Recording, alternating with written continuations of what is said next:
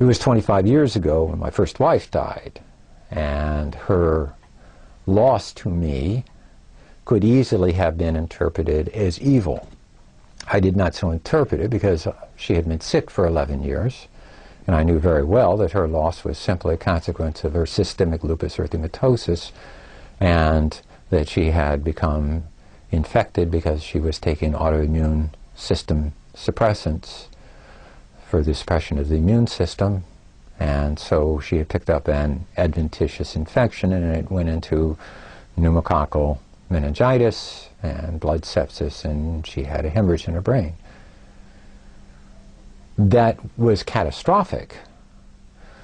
But evil seems to have a supposition of intention, plan, and execution behind it. In other words, we have a personalization of difficult circumstances. And so I would take this simply as part of existence, that what we have is existence has encoded within it certain kinds of irreducible forms. And one of those irreducible forms is, in fact, pain. Human beings must suffer pain. It's required. We don't suffer pain, then we have something wrong with us neurologically or biologically. Leprosy is, among other diseases, a disease that attacks the nerve system so that you don't experience pressure, and therefore you don't experience the kind of feedback that pain is part of, a larger feedback system. And so we tend to interpret pain as intentionally afflicted, but I think what that is that a predisposition of human beings to read personalities behind realities. And there's been a reasonable amount of work done recently on this kind of anthropomorphization of reality, that we tend to assume that there's a person or personhood behind this. It may give us solace, but I think it's a misreading. And so I would take simply the question about the nature of evil as instead a question about the nature of distress. And in this regard, I very much like the Buddhist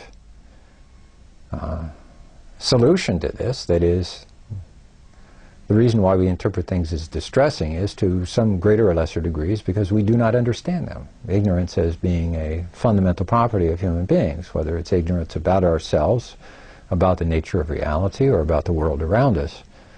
Ignorance is an extraordinarily pervasive property of human beings, whether it's, simple forms of ignorance, I don't know the name of that flower, or more pervasive forms of ignorance. I am unaware of my own action, unaware of my own suppositions, unaware of the nature of my mind. I can't see how it is that I act as an agent within the world. I don't understand how it is that I interact with other people. I don't understand the limitations of my stream of being or my own personality or various other kinds of things. So we have all kinds of shades of ignorance or shades of misunderstanding, and the Buddhist term avidya, ignorance, is really best glossed as kuvidya, as it's done in the Abhidharmakosha of Vasubandhu. He maintains that ignorance is a misunderstanding, a misapprehension, a misrepresentation. It's not an absence of knowledge, but it's a skewed form of knowledge. And so skewed understanding, therefore, would seem to be encoded within this kind of question about that God cannot exist with so much evil in the world. So I would have to disagree with both sections of the question, since I'm not going to assume that a normative personal divinity in the manner that has been a sort of foundational model for the Semitic religions, I'm not going to assume that that sort of personal divinity exists.